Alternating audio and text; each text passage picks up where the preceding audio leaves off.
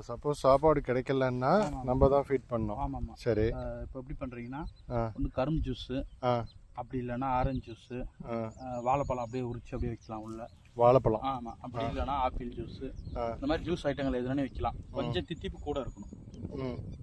நம்ம என்ன பண்ணோம்னா இந்த ஃப்ரேம் இருக்குது பார்த்தீங்களா, இதெல்லாம் எடுத்துருங்க. ஃப்ரேமே எடுத்துடணும். எடுத்துட்டு உள்ள இங்கே வச்சுட்டு வெளியே வச்சுன்னா செல் அடிச்சிடும். சரி, இதை எடுத்துட்டு ஒரு 2 மட்டும் வச்சிருக்கேன்.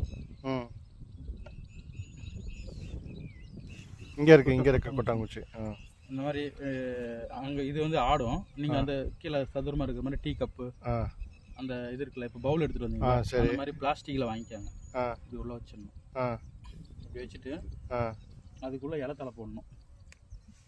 இலையா? ஆமாம், இலை, மா இலை, இந்த மாதிரி இலை இல்லை அப்படின்னா குச்சி, நிறைய குச்சி போடணும்.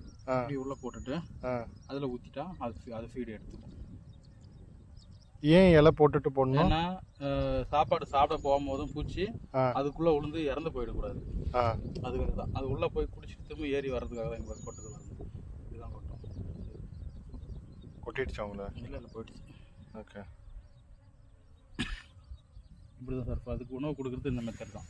ஓகே, அவ்வளோதான், வேறு ஒன்றும் இல்லை.